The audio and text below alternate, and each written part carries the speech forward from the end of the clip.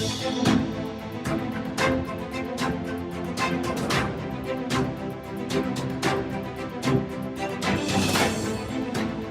तरफ जहां लोकसभा में बजट सत्र चल रहा है तो वहीं सियासी दलों के नेता एक दूसरे पर खूब बयानबाजी कर रहे हैं।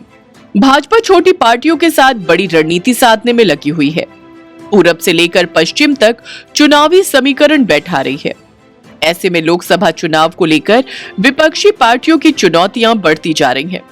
गुरुवार 8 फरवरी को लोकसभा में प्रधानमंत्री नरेंद्र मोदी ने राजग के लिए अब की बार 400 पार का नारा सिर्फ कार्यकर्ताओं का मनोबल बढ़ाने के लिए नहीं दिया, बल्कि सरकार के कामकाज की ताकत के साथ साथ भाजपा संगठन की ठोस रणनीति के आधार पर दिया है।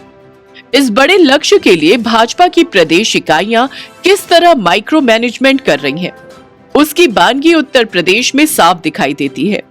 सूबे की सभी 80 सीटें जीतने के लक्ष्य के साथ भाजपा छोटे दलों से बड़ी रणनीति पर काम कर रही है। ब्रज, अवध और बुंदेलखंड पहले से मजबूत थे। कुछ दलों को साथ लेकर सपा के प्रभाव वाले पूर्वांचल को साधा और अब राष्ट्रीय लोकदल के सहारे चुनौतीपूर्ण माने जा रहे पश्चिमी उत्तर प्रदेश का संतुलन बनाने की भी तैयारी पूरी कर ली है।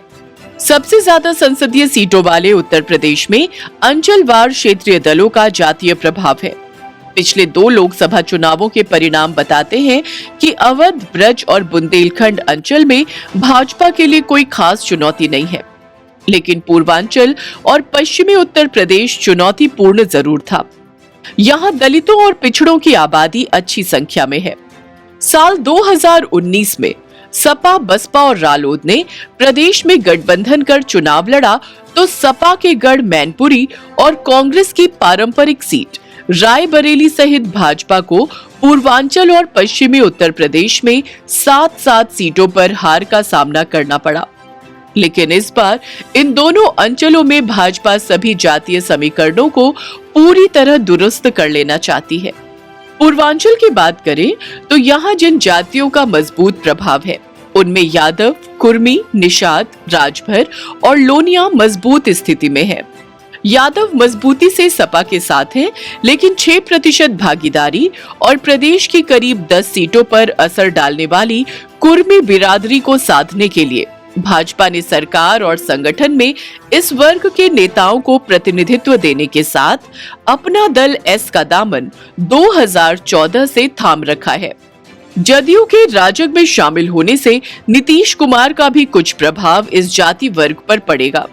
निषाद पार्टी भाजपा के साथ है और 4% वोट की हिस्सेदारी वाली राजभर जाति के असरदार नेता ओम प्रकाश राजभर को भाजपा वापस अपने साथ ले आई है, जो कि 2022 में सपा के साथ चले गए थे। लोनिया चौहान जाति का भी कुछ असर पूर्वांचल की सीटों पर देखते हुए ही इस जाति के नेता दारा सिंह चौहान को वापस भाजपा में शामिल कराते हुए एमएलसी बना दिया गया है। इस तरह वाराणसी से सांसद पीएम मोदी के आकर्षण के साथ ही छोटी छोटी जातियों के सहारे पूर्वांचल को साधने की कोशिश भाजपा ने की है। वहीं पश्चिमी उत्तर प्रदेश में लगभग 18% वोट जाटों का है। जाटों की राजनीति करने वाला राष्ट्रीय लोकदल 2019 में सपा और बसपा के साथ मिलकर लड़ा। वो खुद कोई सीट नहीं जीत सका, लेकिन सपा और बसपा के लिए समीकरण दुरुस्त कर दिए, जिसकी वजह से भाजपा को यहां की 7 सीटों पर हार मिली। अभी तक रालोद मुखिया जयंत चौधरी सपा का हाथ थामे INDIA के पाले में खड़े थे, लेकिन अचानक घटनाक्रम बदला और उनकी बातचीत भाजपा के साथ अंतिम दौर में है। भाजपा ने जिस तरह 2024 के लिए पूर्वांचल और पश्चिमी उत्तर प्रदेश में जातीय गोलबंदी की है, वो चुनावी मैदान में विपक्षी दलों के लिए चुनौती बढ़ा सकती है। 1 फरवरी को वित्त मंत्री निर्मला सीतारमण ने बजट पेश करने के दौरान कहा था कि मोदी सरकार यूपीए सरकार की नाकामियों पर श्वेत पत्र लेकर आएगी। वित्त मंत्री के ऐलान के बाद आज संसद में श्वेत पत्र पेश कर दिया गया। श्वेत पत्र को लेकर कई तरह की चर्चाएं शुरू हो गई हैं। बजट भाषण के दौरान वित्त मंत्री ने कहा था कि मोदी सरकार के सत्ता में आने से पहले देश आर्थिक संकट में था। निर्मला ने इसके लिए यूपीए सरकार को जिम्मेदार ठहराया था।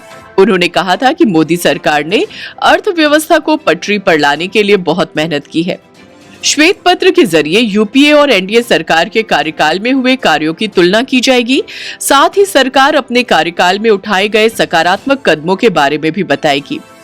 श्वेत पत्र एक रिपोर्ट होती है जिसके जरिए सरकार की उपलब्धियों के बारे में बताया जाता है। श्वेत पत्र में शामिल दस्तावेज कई रंगों में होते हैं। इन्हीं रंगों के हिसाब से दस्तावेजों का वितरण किया जाता है। सरकार के अलावा कोई भी कंपनी या संस्था श्वेत पत्र ला सकती है। आमतौर पर कंपनियां इसके जरिए अपनी स्थिति के बारे में बताती हैं। इससे कंपनी के ग्राहकों और उत्पादों के बारे में विस्तृत जानकारी भी मिलती है। रिपोर्ट्स के अनुसार साल 1922 में ब्रिटेन में पहली बार श्वेत पत्र लाया गया था। भाजपा के श्वेत पत्र के जवाब में कांग्रेस ब्लैक पेपर लेकर आई है।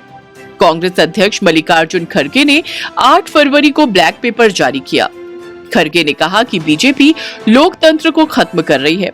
इसके अलावा इसमें रोजगार, बेरोजगारी, महंगाई का मुद्दा उठाया गया।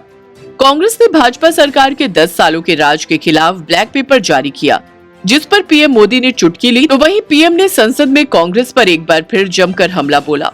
कांग्रेस ने गुरुवार को मोदी सरकार की विफलताओं को उजागर करने के लिए एक ब्लैक पेपर जारी किया, जिसमें आरोप लगाया गया कि पिछले 10 साल महंगाई, बेरोजगारी, संस्थानों में तोड़फोड़ और राज्यों से भेदभाव जैसे मुद्दों के साथ अन्याय का काल था।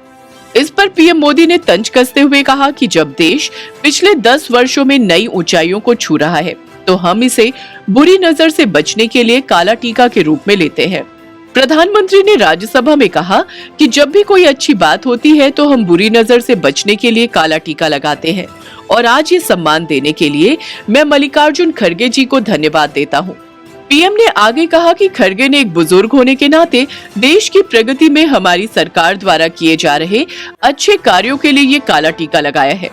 विरोध स्वरूप सदन में विपक्षी सांसदों द्वारा पहले पहने गए काले वस्त्रों का जिक्र करते हुए मोदी ने कहा, हमने राज्यसभा में एक फैशन परेड भी देखी जब कुछ सदस्य काले कपड़े पहन कर आए थे। लोकसभा में इस तरह की बयानबाजी खूब सुनने को मिली। अगर आपको हमारा ये वीडियो पसंद आया हो तो इसे लाइक, शेयर और चैनल को सब्सक्राइब जरूर करें।